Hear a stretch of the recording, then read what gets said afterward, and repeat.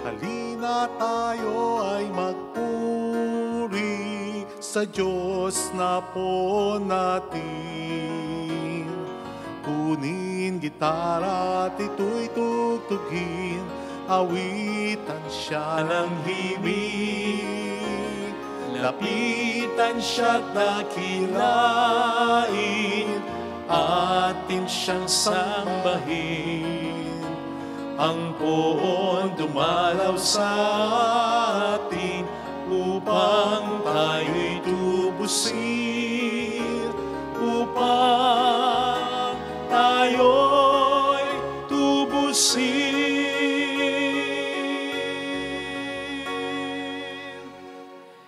Sa ngalan ng Ama at ng Anak at ng Espiritu Santo. Amen. Amen. Sumainyo ang Panginoon.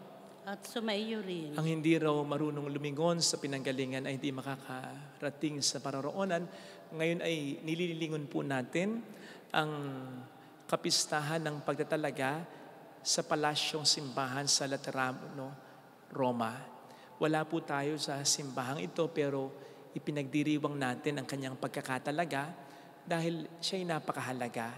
Siya po ang unang tahanan ng mga Santo Papa at siya rin ang unang naging opisyal nating simbahan nang ang Kristyanismo ay malaya ng nakakasamba sa tunay ng Diyos in public, sa publiko. Pagkatapos na i-persecute ang mga Kristiyano. Ang nag-donate ng lugar ay ang pamilya Laterano, kaya ito ay naipangalan din sa kanila. But in honor first of our Lord Jesus Christ, our Savior, later on, kay John the Baptist, kaya St. John Lateran Church. Hilingin natin ang pagpapala ng ating Panginoon sa ating simbahan. Upang tayo maging marapat sa misang ito, magsisimula tayo sa ating mga kasalanan. Tayo pong lahat, inaamin ko sa makapangyarihang Diyos at sa inyo mga kapatid, nalubha akong nagkasala sa isip, sa salita at sa gawa at sa aking pagkukulang. Kaya sinasamo ko sa mahal na Birheng Maria, sa lahat ng mga anghel at mga banal, at sa inyo mga kapatid, na ako'y panalangin sa Panginoong ating Diyos. Kaawaan tayo na mapagmahal na Diyos, patawarin sa ating mga sala, at patnubayan hanggang sa buhay na walang hanggan. Amen.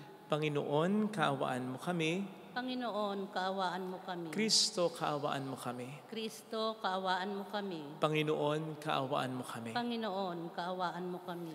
Papuri sa Diyos sa kaitaasan at sa lupa'y kapayapaan sa mga taong kinalulugtan niya. Pinupuri ka namin, tinarangal ka namin, sinasamba ka namin, ipinagbubunyi ka namin, pinasasalamatan ka namin, dahil sa dakila mong angking kapurian. Panginoong Diyos, Hari ng Langit, Diyos sa mga makapangyarihan sa lahat, Panginoong Jesucristo, bugtong na anak, Panginoong Diyos, Kordero ng Diyos, anak ng Ama, Ikaw na nag-aalis sa mga kasalanan ng sanlibutan, maawa ka sa amin. Ikaw na nag-aalis sa mga kasalanan ng sanlibutan, tanggapin mo ang aming kahilingan. Ikaw na naluluklok sa kanan ng Ama, maawa ka sa amin, sapagkat Ikaw lamang ang banal, Ikaw lamang ang Panginoon, Ikaw lamang ang Jesucristo ang kataas-taasan, asama ng Espiritu Santo, sa kadakilaan ng Diyos Ama. Amen. Iyuko natin ang ating ulo, ibulong sa Panginoon ang ating intensyon, kasama ng intensyon ng mga mahal natin sa buhay at ng mga kababayan natin na nangingibang bansa para sa kanilang pamilya. Manalangin tayo. Ama naming makapangyarihan, mula sa iyong mga buhay at piniling bato, ikaw ay nagtayo ng dakila at walang maliw na tahanan mo. Pag-ibayuhin mo ang paglukob ng Espiritu ng iyong kagandahang loob sa iyong sambayanan upang kami lalong sumulong bilang iyong lungsod ng kapayapaan sa kalangitan. Sa pamamagitan ni Jesucristo, kasama ng Espiritu Santo magpasa walang hanggan. Amen. Magsiupo po ang lahat. Ang salita ng Diyos mula sa aklat ni Propeta Ezekiel. Noong mga araw na iyon, bumalik kami ng anghel sa pintuan ng templo. Sa ilalim nito'y may agos ng tubig papunta sa silangan. Ang templo ay paharap sa silangan. Ito'y nagmumula sa gawing timog na bahagi ng templo sa gawing timog ng altar. Lumabas kami sa pintuan sa gawing hilaga at iniligid niya ako papalabas sa pintuan sa gawing silangan. Doon ay may mahinang agos ng tubig mula sa gawing timog ng hagdanan. Sinabi niya sa akin, ang tubig na ito ay papunta sa dakong silangan hanggang dagat na patay. Pag-abot nito sa dagat na patay, malilinis ang tubig nito. Lahat ng lugar na maagusan nito ay magkakaroon ng lahat ng uri ng hayop at isda. Pagdating ng agos nito sa dagat na patay, magiging tabang ang tubig ng dagat. Lahat ng lugar na abutin nito ay magkakaroon ng buhay. Sa magkabilang pangpang ng ilog ay tutubo ang sari-saring punong kahoy na makakain ang bunga. Hindi malalanta ang mga dahon nito, di mawawala ng bunga, pagkat ang didilig dito ay ang tubig na umaagos mula sa templo. Ito ay patuloy na mamumunga sa buong taon. Ang bunga nito ay pagkain at gamot naman ang mga dahon. Ang salita ng Diyos. Salamat sa Diyos. Sa bayan ng dakilang Diyos, batis niya'y may tuwang dulot. Sa bayan ng dakilang Diyos, batis niya ay may tuwang dulot. Ang Diyos ang lakas natin at kanlungan, at handang saklolo kung may kaguluhan. Di dapat matakot, mundo may mayanig.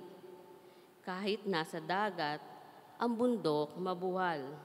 Sa bayan ng dakilang Diyos, batis niya ay may tuwang dulot. May ilog na galak sa bayan ng Diyos. Sa banal na templo'y ligaya ang dulot. Ang tahanang lungsod ay di masisira. Ito ang tahanan ng Diyos na dakila. Mula sa umaga ay kanyang alaga. Sa bayan ng dakilang Diyos, batis niya ay may tuwang dulot. Nasa atin ang Diyos na makapangyarihan, ang Diyos ni Jacob na ating kanlungan. Anuman ang kanyang ginawa sa lupa, sapat ng pagmasdan at ika'y hahanga. Sa bayan ng dakilang Diyos, batis niya ay may tuwang dulot. Ang salita ng Diyos mula sa unang sulat ni Apostol San Pablo sa mga taga-Korinto. Mga kapatid, kayo ang gusali ng Diyos, ayon sa kaloob ng Diyos sa akin. Ako ang naglagay ng pundasyon bilang mahusay na tagapagtayo. Iba naman ang nagpapatuloy ng pagtatayo ng gusali. Ngunit maging maingat ang bawat nagtatayo, sapagkat wala nang ibang pundasyon na maaring ilagay liban sa nailagay na, si Jesucristo. Hindi ba ninyo alam na kayo'y templo ng Diyos at naninirahan sa inyo ang kanyang Espiritu? Parurusahan ng Diyos ang magwasak ng templo niya, sapagkat banal ang templo ng Diyos, at kayo ang templong iyon. Ang salita ng Diyos. Salamat sa Diyos. Magsitayo po ang lahat.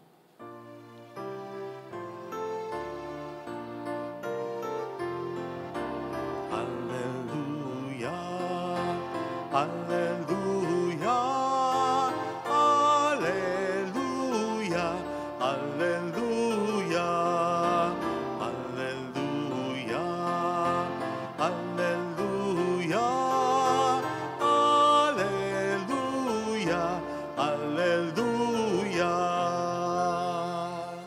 Sumainyo ang Panginoon. At sumaiyo rin. Ang mabuting balita ng Panginoon ayon kay San Juan. Papuri sa iyo, Panginoon. Malapit na ang Pasko ng mga Hudyo, kaya pumunta si Jesus sa Jerusalem. Nakita niya sa templo ang mga nagbibili ng mga baka, mga tupa at mga kalapate at ang mga namamalip ng salapi. Gumawa siya ng isang panghagupit na lubid at pinagtabuyang palabas sa mga mangangalakal pati mga baka at tupa. Isinabog niya ang salapi ng mga mamalit at pinagtataob ang kanilang mga hapag. Sinabi niya sa mga nagbibili ng kalapati, "Alisin niyo rito ang mga iyan. Huwag niyong gawing palengke ang bahay ng aking ama." Naalala ng kanyang mga alagad na sinasabi sa kasulatan, "Ang aking malasakit sa iyong bahay parang apoy na nag-aalab sa puso ko." Dahil dito'y tinanong siya ng mga Hudyo, "Anong tanda ang maibibigay mo upang patunayang may karapatan kang gawin ito?" Tumugon si Jesus, "Gibain ninyo ang templong ito at muli kong itatayo sa loob ng 3 araw." Sinabi ng mga Hudyo, 46 na taon na ginawa ang templong ito at itatayo mo sa loob lamang ng 3 araw? Ngunit ang templong tinutukoy ni Jesus ay ang kanyang katawan. Kaya't nang siya'y muling mabuhay, naalala ng kanyang mga alagad na sinabi niya ito at naniwala sila sa kasulatan at sa mga sinabi ni Jesus. Mga kapatid, ang mabuting balita ng Panginoon. Pinupuri ka namin, Panginoong Hesukristo. Narinig po natin sa ating binasang ebanghelyo ang paglilinis na ginawa ni Jesus sa templo. Bagay na ikinagalit ng mga namamahala rito. Ang ikinagalit nila ay hindi lamang yung literal na paglilinis ni Jesus sa templo, sapagkat kung tutuusin, kailangan na talagang linisin ito. Napakaraming hayop na naghambalang. Kaya marami ring mga ihi at pupo ang mga yan dyan. Kailangan ng linisan. Kaya more than this, ang ikinagalit talaga ng mga Hudyo sa templo kay Kristo ay ang pagwawalang halaga sa mga iniaalay dito. Kasi nga, tinaboy yung mga baka, mga tupa, mga kalapate. Dito sila kumikita. And obviously, itong inaalay nila. Paano nga naman sila makapag-aalay kung wala na ang mga yan, di ba? Napaka-particular sa alay. Para lang yung iba sa inyo dito, nakapag-offertory na or before the offertory at hahanap na mga usherettes natin, ng mga mother butler natin na mag-aalay ng alak at tinapi na gagamitin sa misa. Ako, yung iba, parang nagpapakyut pa. Parang sinasabi sa mga mother butler ng parokya, "Ako ang kunin mo, kami ang pag-alayan ninyo, kaming mag-asawa, kaming mag-ina, mag-ama, kaming magkakapatid. Mamaya, meron kang tip sa akin." Parang ganun ba? Minsan nga, gusto ko nang alisin yung ganyan kasi nagiging source ng usap o inggitan. Minsan raw mayroong nagkomento, "Magkano ba ang kailangan ito na ialay para makapag-alay?" Ganon. Obvious naman, pangkaraniwan sa mga pinag-aalay natin ay yung instruction ko kasi sa mga mother butler, kung hahanap ng mga mag-aalay, i-prioritize yung hindi sa tingin nyo ay mayaman. Yung okay lang, yung karaniwang tao lang. Yun ang pag-alayan ninyo. At sabihin nyo sa kanila na hindi po kayo obligado na magbigay ng pera na alay. Basta ialay nyo po yung alak at tinapay, pati na yung 2 kandila. 4 sila. Yun ang instruction ko sa kanila. Kung may makita man po kayo nag-aalay na mayaman o may kaya, minsan lang yan. But the point is, bakit natin ginagawang big deal yan? Hindi naman mahalaga para sa Panginoon yan. Hindi ang mga bagay natin inaalay, kundi ang ating buhay. Ang ating buhay ang gusto ng Diyos na ating ialay. Kaya naman sa paglilinis ni Jesus sa templo at sa allegedly pagpawalang halaga niya sa mga alay sa templo, ang gusto niyang sabihin dito ay hindi mahalaga ang lahat ng ito sapagkat eto na sa harap niyo ang mag-aalay para sa lahat ng tao at buhay ko ang ialay ko. Kaya nga sinasabi, sulat sa mga Hebreo, ang alay ni Jesus, ang pinakaganap na perfect sacrifice. Yun ang alay na kalugod-lugod sa Diyos. Ang buhay ni Jesus. No wonder ito rin ang encouragement sa atin ni St. Paul sa Romans 12, verse 1, and I quote, "I urge you therefore, brothers, through the mercies of God, to offer your body as a living sacrifice, holy and acceptable to God, your spiritual worship. Ang tanong ay, kung iaalay kaya natin ngayon sa Diyos ang ating buhay, ito pa ay alay na holy, banal, acceptable, kalugod-lugod na alay para sa puong may kapal? Alam po ninyo kapag may kinakasal dito, bago yung kasal, tinatanong namin sila sa pamamagitan ng aking sekretarya, kung bukod sa iaalay na tinapay at alak na i-consecrate sa misa, ay gusto pa nilang magpaalay ng ibang mga bagay. Pag sinabi nilang yes, kami na ang nagsasuggest kung ano yung pupwede nilang ialay. Kung ano yung pupwede nilang ialay, nasa sa kanila pa rin kung ano ang kanilang iaalay. Pero nagsasuggest na kami. Halimbawa, nasuggest ako, gusto nilang fruits. Few number of fruits lang. O kaya, sa kaso ko, milk, kahit isang milk. O kaya, energy drink, kahit isang maliit na energy drink. Again, laging may kahit isa lang po. Bakit kami humandong sa ganitong mga suggestion? Kasi yung mga unang mga kinakasal dito, pansin namin, bukod dun sa iaalay na alak at tinapay na i-consecrate na nga sa misa, alam nyo yung nakalagay sa lalagyan, sa ciborium at dun sa mga cruets. Nag-aalay pa rin ng bote-boteng, masuwain, mompo, at mga plastic-plastic, samdamukal na mga ostya. Kaya napupuno ng mga alak at ostya ang sakristiya. To think na, lalong-lalo na yung alak kaunti lang ako maglagay kasi acidic ako Hindi naman din ako manginginom. Yes, yan ay binibigay din naman namin sa iba, sa ibang mga kapilya o parokya. Pero sobrang dami And I just thought, pwede naman siguro ako mag-suggest. Para kapag tinanggap ko na yung alay, hindi ko naman maisip sa loob-loob ko. Alak na naman, ostya na naman, walang katapusan. Don't get it wrong, Again, sinasabi namin na kung gusto nyo lang. And again, sinasabi namin, kahit isa lang. Yung isang energy drink, mas hamak na mura yan. Very cheap yan kumpara sa isang mass wine. So, nasa kanila pa rin. It's just that, para maging kalugod-lugod naman sa akin yung alay. At kaya ko lang naman din ikinuwento yan para i-drive yung point ko na kung ating buhay kaya ialay natin sa Diyos. Ngayon, sige nga, ito kaya ay maging kalugod-lugod na alay para sa Kanya. O sabihin niya, yan na namang buhay na yan na may kayabangan. Yan na namang buhay na yan na maraming kasalan.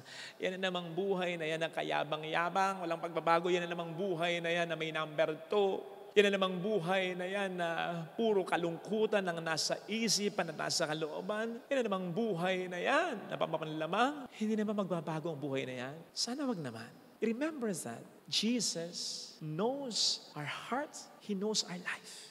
Kapansin-pansin kong minsan na yung mga mag-aalay sa aisle na mga consecrate na alak at tinapay at kandila. Very conscious sila sa ayos nila. Yung iba, mababalitaan mo, nagtatanong pa, ano bang isusod ko? Okay na ba yung ganito? At makikita mo rin na parang very conscious sa paglakad nila, sa paghawak ng mga alay. Obviously, iniisip nila ang sasabihin ng tao. Huwag ganon. Sa pag-aalay, lalo tigit ng ating buhay, ang lagi nating iisipin, kung kalugod-lugod ba tayo, hindi sa tao, kundi sa Diyos. Sapagkat kung tayo may malinis na konsensya, kung tayo nagpapakabuti naman talaga, kung tayo nag-struggle against sin, kung tayo nag-i-establish sa tulong ng Diyos ng malalim na relasyon sa Kanya. Sinisigurado ko po sa inyo, kahit ano pang isuot nyo, kahit ano pang ialay niyo, kahit wala pa kayong alay na material, ang inyong buhay ay siyang magiging napakakalugod-lugod na alay. Kaya nga po, very symbolic palagay ko, yung pag nag-aalay kayo ng mga alak at tinapay dyan sa aisle, mag-aalay kayo, nakikita kayo ng mga tao all the while, pero sa kaduluduluhan, saan ba kayo mag-aalay? Sino bang dadatnan niyo sa kadulutuluhan? Di ba't ang pare na nagre-represent sa ating Panginoong Jesucristo? Ano man ang kahinaan nito? Lalong-lalo na you'll end up dito sa krusipiho, sa ating Panginoong Jesucristo. Na para bang sinasabi ng symbolic na action na ito, in the end, what will truly matter is not what people say and think of you, but how God sees you.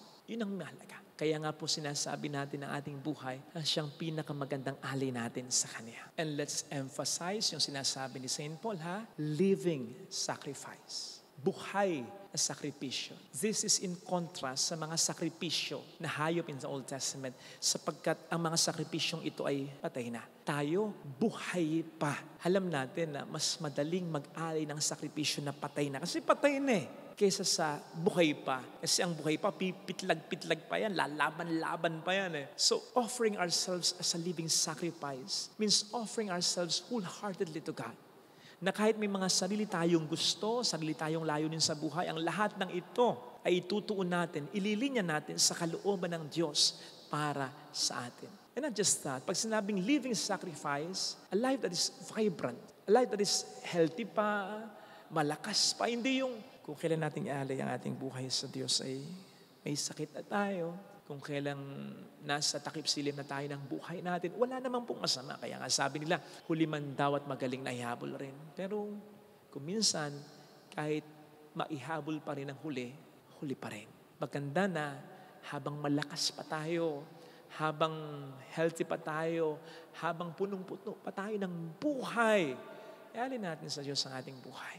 Lagi ko nga pong sinasabi sa mga kaibigan ko, maganda na isinusuko na natin ang ating buhay sa Panginoon habang may choice pa tayo. Pag sinabing may choice pa tayo, yung pwede pa tayong magpakasama, pwede pa natin siyang kalimutan, pwede pa natin siyang i-disregard kasi malakas pa tayo, nasa prime pa tayo ng ating buhay, marami pa tayong pwedeng gawin, marami pa tayong pwedeng maranasan. Mas magandang at the prime of our life, doon natin ialin na sa Panginoon ang ating buhay. Besides, dadako naman tayo din. So bakit pa natin ipagpapaliban ngayon? Mag-aalay ba tayo sa Panginoon ng alak at tinapay na pa-expire na? Mag-aalay ba tayo limbawa sa Panginoon ng mga prutas na mabulok na? Mag-aalay ba tayo ng buhay sa Panginoon na nalaspag na ng pagkakasala? O sana ialay natin ang ating buhay sa Panginoon habang maaga. So ngayon po ay pinagdiriwang natin ang kapistahan ng pagkakatalaga sa St. John Lateran Church. Katulad ng sinasabi sa ating ikalawang magbasa, ang templo ng Panginoon ay hindi lamang ang simbahan kundi ang ating katawan. Kaya't ito rin naman ay ating pangalagaan.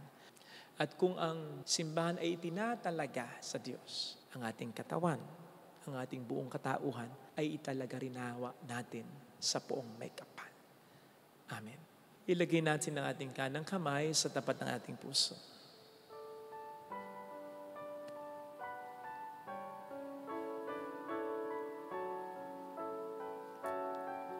Awitin natin. Alam kong may magagawa ang Diyos.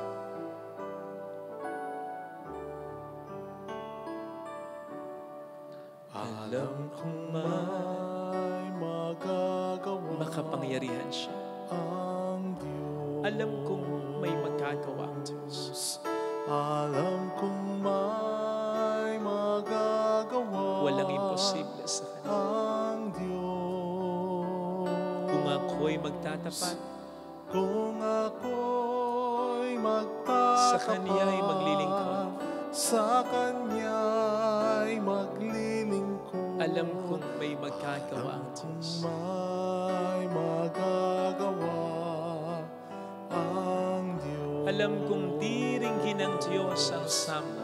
Alam kong Sapagkat mahal niya. diringgin ng Diyos ang samo ko. Alam kong diringgin ng Diyos ang samo.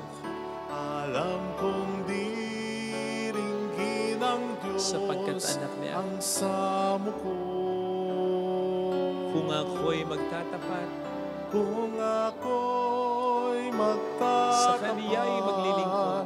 Sa Kanya'y maglilingkod. Alam kong diringgin ng Diyos ang samo. Ang diringgin ng Diyos ang samo ko. Pikit natin ang ating mga mata, Panginoon. Tulungan mo kong maitalaga ang templo mo sa katauhan kong aking sarili sa iyo. Tulungan mo akong makapagbago. Tulungan mo akong mas magpaputi pang tao. Tulungan mo ako sa aking mga problema na madalas ay nagiging dahilan para ako ay magkasala, makapag-isip, makapagsalita, makagawa ng hindi maganda. Tulungan mo ako, Panginoon, na huwag malayo sa iyo. Kung minsan dahil sa pagkakasala, nalalayo. Pero salamat dahil patuloy mo kong hinahabol ng pagmamahal mo. Kahit naman makasalanan ako, pinagpapala mo pa rin ako, minamahal mo pa rin ako. Salamat, Lord. Hallelujah. Tulungan mo akong tumanaw ng utang na loob sa'yo. Hallelujah. Hallelujah. Siya ay muling babalik sa atin. Hindi Kanya iiwan. Hindi Kanya papapayaan. Templo ka niya. Pero hayaan mong panahanan ka niya. Umiwas sa kasalanan. Alisin ang galit, inggit, ang hinanakit sa kalooban. Mabuhay ng marangal ba? Balik ang Panginoon upang tayo ay sabihin mo sa mayroong magandang mangyayari sa iyo. Higit pa sa inaasahan mo sapagkat mahal ka ng Diyos. Yan ang lagi mong tatandaan. Ano man ang mangyayari, gibain ka man ng problema, gibain ka man ng kasalanan, basta't maging willing kang bumangon, ibabangon ka ng Panginoon, itatayo ka niya. Mayroong magandang mangyayari sa iyo. Basta't huwag kang pagugupo sa anumang problema.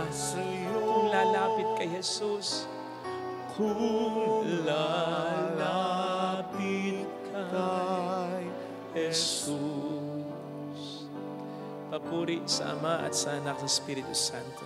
Kapara ng sa unang-una, ngayon magpakailanman, magpa sa walang hanggan. Amen.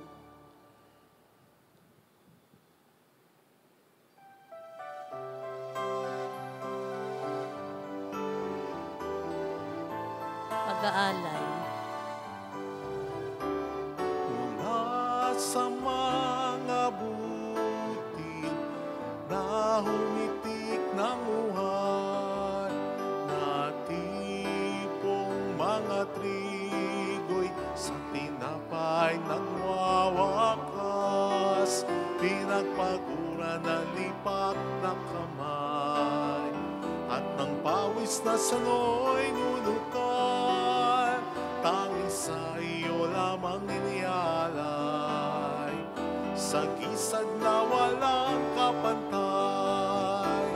Mula sa mga baging ng kinumpol na ubas, inaning mga bunga, ang katasay naging alak, pinagpagura ng lipat na kamay, at ng pawis na sano'y nunukal. Tanging sa iyo lamang inialay, sa gisag na walang kapantay. Magsitayo ang lahat. Manalangin tayo pang ating handog ay maging kalugod-lugod sa Diyos samang makapangyarihan. Tanggapin nawa ng Panginoon itong paghahain sa iyong mga kamay, sa kapurihan niya at karangalan, sa ating kapakinabangan at sa buong sambayanan niyang banal. Ama naming lumikha, tanggapin mo ang paghahangi ito at ipagkaloob mo sa mga nananalangin sa iyo ang lakas na dulot ng pakikinabang sa mga inialay dito. Sa pamamagitan ni Jesucristo, asama ang Espiritu Santo magpasa walang hanggan. Amen. Sumainyo po ang Panginoon. At sumaiyo Itaas sa din, Diyos ang inyong puso at diwa. itinaas na namin sa Panginoon. Pasalamatan ng Panginoong ating Diyos. Marapat na siya ay pasalamatan. Ama naming makapangyarihan, tunay nga pong marapat na ikaw ay aming pasalamatan. Minarapat mong manahan sa bahay dalangin ng itinayo para sa iyo upang kami mahubog mo bilang tahanan ng iyong Espiritu na maipagkakapuri mo sa pagtataglay ng iyong sariling kariktan. Itinilagam mo sa iyong kabanalan ang gusaling kababanaagan ng iyong tinipong sambayan ng kaisa ng anak mo, palagi ng makapagluwal ng mga kasapi na sa iyo sasapit ng maluwalhati. Kaya kaisa ng mga anghel na nagsisiawit ng papuri sa iyo na walang humpay sa kalangitan, kami po'y nagbubunyi sa iyong kadakilaan. Santo, Santo, Santong Panginoong Panginoong Diyos ng Diyos mga na hukbo, napupuno ang langit at lupa ng kadakilaan mo. Hosana sa kaitaasan. Pinagpala ang naparito sa ngalan ng Panginoon. Hosana sa kaitaasan. Ama naming banal, ikaw po ang bukal ng tanang kapanalan. Kaya't sa pamamagitan po ng iyong Espiritu, gawin mo pong banal ang mga kaloob na ito upang para sa amin ay maging katawan at dugo ng iyong anak na aming Panginoong Hesukristo. Bago niya pinagtiis ang kusang loob na maging handog, hinawakan niya ang tinapay, pinasalamatan kaniya, Pinaghati-hati niya iyon, iniabot sa kaniyang mga alagad at sinabi, tanggapin ninyong lahat ito at kanin. Ito ang aking katawan na ihahandog para sa inyo.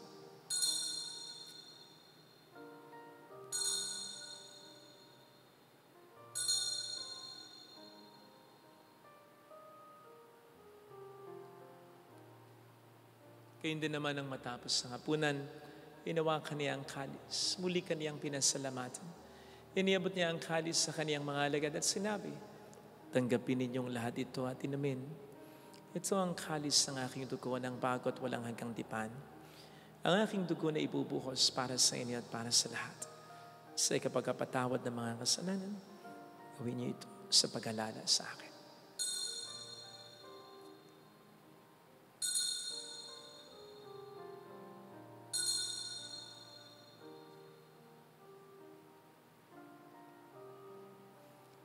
Ang misteryo ng ating pananampalataya, Si Kristo'y namatay, si Kristo'y nabuhay, si Kristo'y babalik sa wakas ng panahon.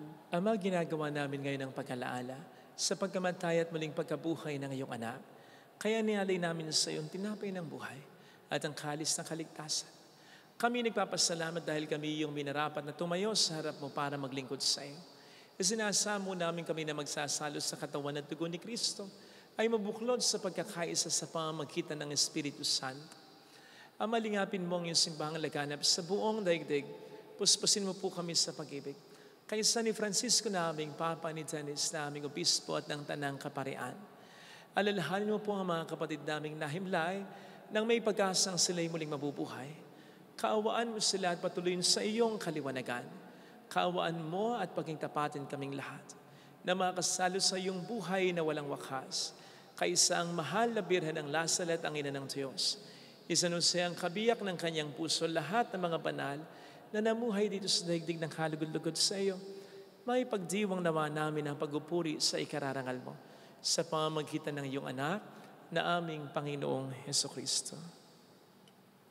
Sa pamamagitan ni Kristo kasama niya at sa Kaniya, ang lahat ng parangal, papuri ay sa iyo, Diyos amang makapangyarihan, kasama ang Espiritu Santo magpa sa walang hanggan.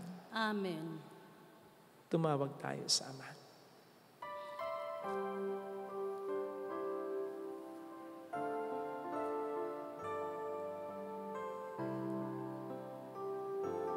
Ama namin, sumasalangit ka, sambahin ang ngalan mo, mapasa amin ang kaharian mo, sundin ang loob mo dito sa lupa para nang sa langit. Bigyan mo kami ngayon ng aming kakanin sa araw-araw at patawarin mo kami sa aming mga sala para ng pagpapatawad namin sa nagkakasala sa amin, at huwag mo kaming ipahintulot sa tukso, at iadya mo kami sa lahat ng masama. Niling namin kami adya sa lahat ng masama, pagkalooban ng kapayapaan araw-araw, iligtas sa kasalanan sa kapahamakan sa mga seryosong karamdaman. Samantalang aming pinaghahandaan ang dakilang araw ng pagkapahayag ng tagapagligtas naming si Heso Kristo. Sapagkat iyo ang kaharian, ang kapangyarihan at ang kapurihan magpakailanman. Amen. Panginoong Heso Kristo, sinabi mo noon, sinasabi mo rin sa amin dito ngayon, Kapayapaan ang iniiwan ko sa inyo, aking kapayapaan ang binibigay ko. Tuhin mong aming pananampalataya, wag ang aming pagkakasala. Pagkalooban mo kami ng kapayapaan at pagkakaisa-ayon sa iyong kalooban, kasama ang Espiritu Santo magpasa walang hanggan. Amen. Ang kapayapaan ng Panginoon ay sumainyo daw ang lahat. At sumaiyo rin. Magbigayan tayo ng kapayapaan sa isa't isa. Peace be with you. Kapayapaan po. Peace be with you. Kordero ng Diyos Na nag-aalis ng mga kasalanan ng sanlibutan, maawa ka sa amin. Kordero ng Diyos na nag-aalis ng mga kasalanan ng sanlibutan, maawa ka sa amin. Kordero ng Diyos na nag-aalis ng mga kasalanan ng sanlibutan, ipagkaloob mo sa amin ang kapayapaan.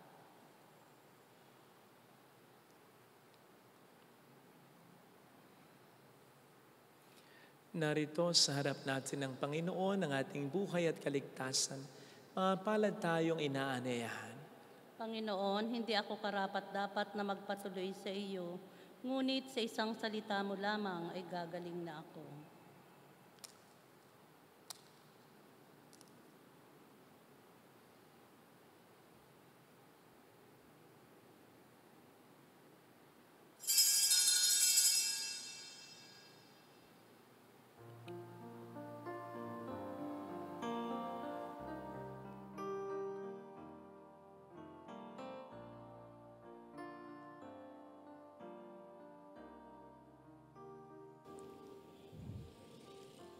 Panalangin para sa espiritual na pakikinabang. Panginoong Hesus, ako ay naniniwala na ikaw ay nasa kabanal-banalang sakramento. Iniibig kita ng higit sa lahat at ninanasa kong tanggapin ka sa aking kaluluwa. Sapagkat sa mga sandaling ito, hindi kita matatanggap sa sakramento. Tumuloy ka sa espiritu sa aking puso. Niyayakap kita na para bang naririto ka na. Inaalay ko ng buong buo ang aking sarili sa iyo. Huwag mong hayaang mawalay ako sa iyo. Amen. Sa buhay ko, bagong ligaya ang nadarama, bagong pag-asa ang nakikita.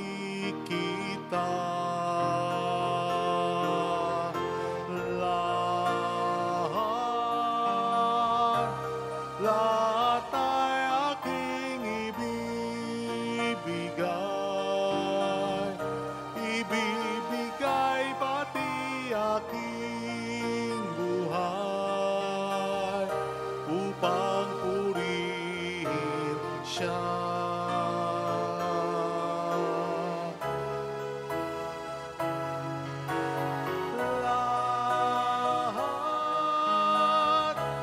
Lahat ay aking ibibigay pati aking buhay upang purihin siya. Upang purihin siya. Manalangin tayo.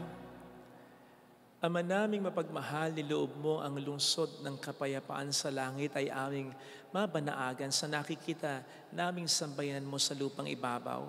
Ipagkaloob mo sa aming pakikinabang kami, panahanan ng iyong kagandahang loob at ang tahanan ng iyong kadakilaan sa langit ay aming mapasok. Sa pamamagitan ni Jesucristo, kasama ng Espiritu Santo magpasa walang hanggan. Amen. Holy God, Holy Mighty One, Holy Immortal One.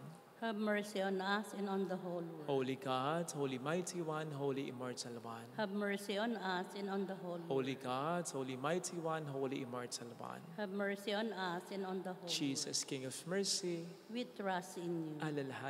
alalahanin, O mahal na Birhen ng Nazaret, ina ng pag-asa. Ikaw ang nagpapaalala sa aming magbalik loob sa Ama. Ito ang nagpapatunay na ang kagandahang loob mo'y nanatiling busilak. Sa pag-aaruga mo sa amin, tungkulin mo'y tinupad. Sa paanan ni Kristo, itinuring mo kaming mga tunay mong anak. Kaya ninais mong ni Isa ay huwag mapahamak. maging sa iyong walang tigil na pananalangin, pati luha ay pumatak. Huwag nawang mawala ng saysay ang iyong paghihirap.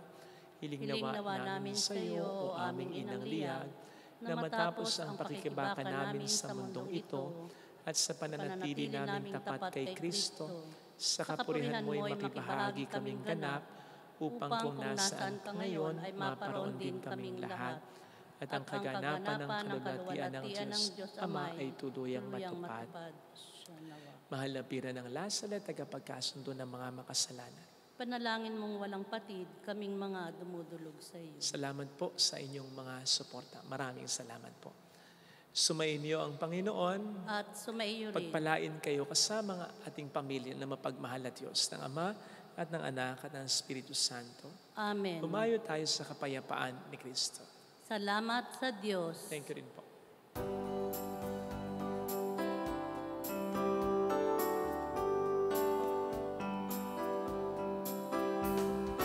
On this day, O Mother of our Lord, we sing your praise for lighting up our way.